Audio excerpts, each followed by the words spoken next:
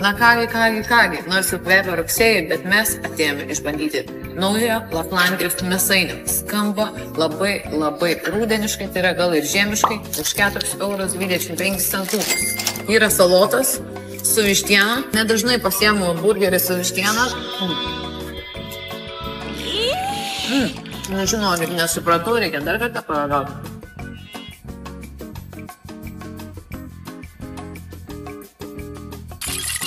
Pasakysiu taip, daug padažų. Duona ne visiškai galbūt mano favoritas, bet plona, kas man patinka. Daug daržų, visai nustebino maloniai.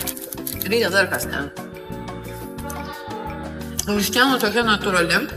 Duočiau 9. Man vis tiek vis dar favoritas tas kebabiuko kompleksiukas, bet tikrai labai neblogas variantas. Operatorių paragaukit, pasakykit. Ir dabar vyriška nuomonė.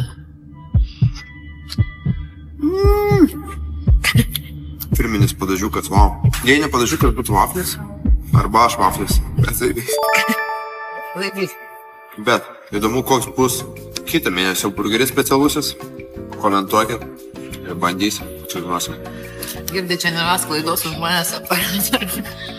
Šis burgeris skrieja taip, kaip skrieja aleknos diskas. Greitai, iš rankų.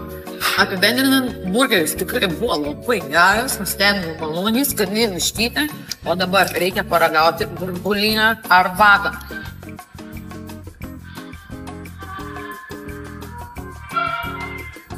Per to, kad jeigu nebūtų vienas cukrus, tai būtų labai skanu.